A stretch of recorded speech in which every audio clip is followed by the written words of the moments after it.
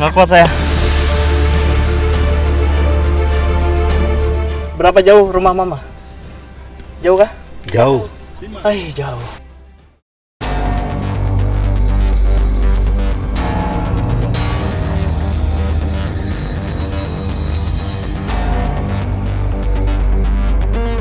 Paulus, Ripka, dan Ernesta adalah keluarga petani miskin yang menggantungkan hidupnya dari bertanam jagung. Mereka tinggal di Kecamatan Kodi Utara, Kabupaten Sumba Barat Daya. Untuk menambah penghasilan, mereka membuat garam tradisional sejak 3 tahun lalu, berlokasi di tebing batu yang berbatasan langsung dengan laut di sekitar pantai Huma. Jelas, pekerjaan yang beresiko. Jika terpeleset jatuh ke laut, nyawa menjadi taruhannya.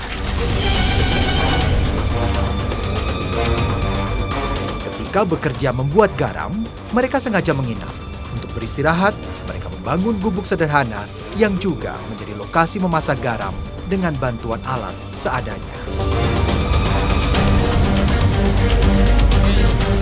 Ernesta adalah anak pertama dari Paulus dan Ripka. Usianya 40 tahun. Ia bertanggung jawab penuh terhadap kelancaran proses pembuatan garam milik keluarga mereka. Untuk membuat garam, Ernesta mengambil air langsung dari laut. Ia mengikatkan 2 buah jerigen pada seutas tali tambang yang panjangnya sekitar 18 meter. Sepertinya tak mudah dan berbahaya. Jika jerigen sudah penuh berisi air laut, langsung Ernesta angkat dengan bantuan katrol besi. Tali tambang yang digunakan harus diganti setiap 6 bulan. Harganya sekitar Rp150.000. Cukup mahal bagi Ernesta. Itu pun harus dibeli di pasar yang cukup jauh, sekitar 30 menit perjalanan dari desa. Adanya katrol memperingan pekerjaan Ernesta. Tali pun menjadi lebih awet karena tidak sering putus tersangkut batu karang.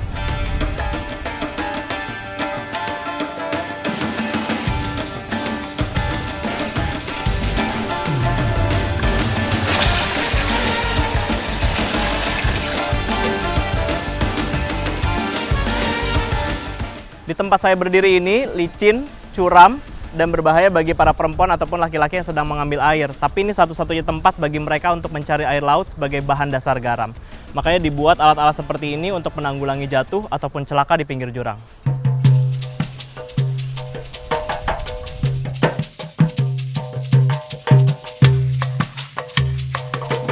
Air laut dalam jerigen-jerigen berukuran 30 liter lalu dibawa untuk dimasak dalam wadah khusus. Jika airnya mulai berkurang karena menguap, Ernesta harus segera mengisinya kembali.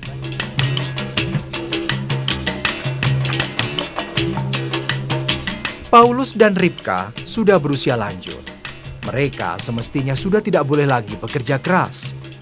Namun apa daya, himpitan kemiskinan membuat mereka tak punya pilihan. Apalagi 11 anaknya juga tak bisa diandalkan. Mereka sepenuhnya belum mandiri dan tak berpenghasilan tetap. Siapa yang ajari Bapak? Ya, Siapa yang ajari? sendiri. Sendiri. Iya, pikir sendiri. Makanya di sini cuma keluarga Bapak ya Iya, yang iya, bikinnya. Iya. Bikin ini. Saya lihat itu yang bikin itu masak garam, ya bikin sudah.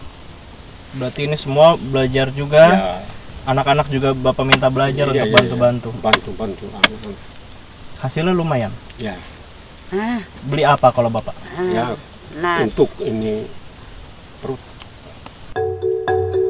Sekali membuat garam, dibutuhkan waktu 3 hari 3 malam. Membuatnya tidak dapat dikatakan mudah, menguras banyak tenaga. Jika sudah masuk proses pemasakan, Ripka harus memantau dengan teliti. Jangan sampai ada kotoran yang menempel pada butiran garam karena akan mengurangi nilai jualnya. Api dijaga agar tetap stabil. Kayu bakar harus terus tersedia. Jika pemasakan berjalan lambat, butuh waktu lebih lama untuk menghasilkan garam. Meski terus menahan perih di mata, Paulus tak berhenti bekerja. ia memasak garam agar bisa bertahan hidup.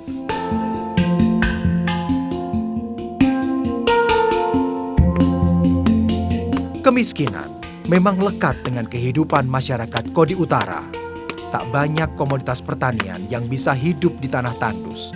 Jagung satu di antaranya. Dalam setahun, hanya 3 bulan mereka merasakan musim penghujan. Sisanya kemarau yang berkepanjangan. Untuk bertahan hidup, warga Kodi Utara harus pandai-pandai menyimpan cadangan makanan miliknya. Jika ada uang lebih, mereka bisa membeli beras. Tapi seringkali hanya jagung yang menjadi pengganjal perut.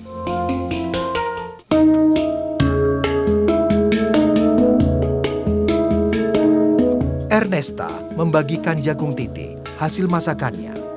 Jagung direbus dengan sedikit air sampai menggumpal serupa nasi. Kami lalu memakannya bersama-sama.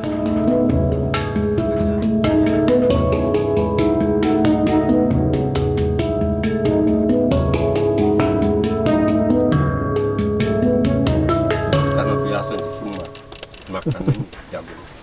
Saya lagi istirahat sama keluarga Bapak Paulus ini, dimasakin jagung titi. Khasnya Sumba memang. Iya, iya. Jadi jagung setelah ditumpuk, tapi rasanya seperti dengan beras dimasak ya? Iya, iya. Sama seperti nasi. Sama. Tapi bedanya ini lebih manis.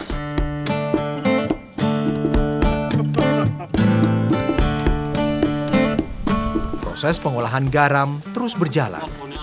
Hari terakhir, biasanya garam telah siap dikerok. Paulus lalu menumpuk garam ke bagian tengah wadah pembakaran. Udara di sekitar tungku terasa sangat panas. Paulus sepertinya sudah terbiasa meski nampak tak begitu nyaman. Panas ya Pak. Prosesnya sudah mau selesai, artinya sedikit lagi kita bisa mendapatkan uang untuk Bapak nanti belikan sembako dan juga bahan-bahan lain yang diperlukan gitu. Tapi untuk bisa makan sehari-hari mereka minimal bekerja 3 malam. Itu minimal ya Pak ya? Iya, iya. Bisa lebih dari seminggu kalau misalnya garamnya belum jadi. Karena mereka sangat tergantung dengan hasil garam ini untuk bisa hidup sehari-hari. Garam yang sudah hampir kering kami pindahkan ke dalam karung agar airnya menetes. Sebisa mungkin garam harus kering betul jika ingin harganya bagus.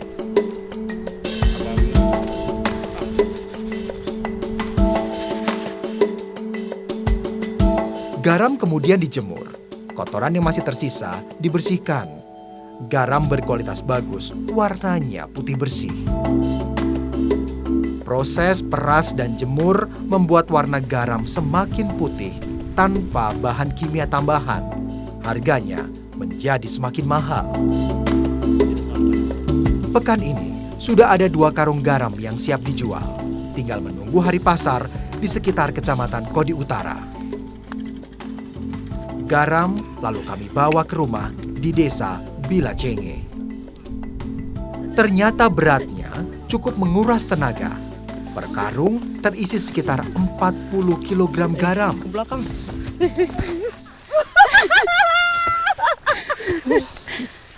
Lepas dulu. Lepas dulu. Nggak kuat saya. Taruh dulu Pak. Taruh dulu aja. Di situ. Oh iya. Biar nggak kotor ya. Ya.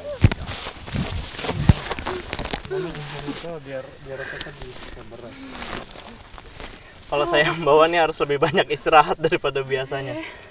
Berapa jauh rumah Mama? Jauh kah? Jauh. Jauh. Nah, kita pelan-pelan lah. Boleh, angkat lagi.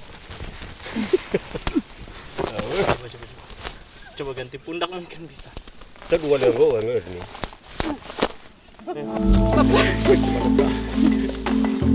Meski melelahkan, harus terus membuat garam. Paulus dan istrinya Ribka bersyukur mereka masih bisa mendapat penghasilan untuk bertahan hidup.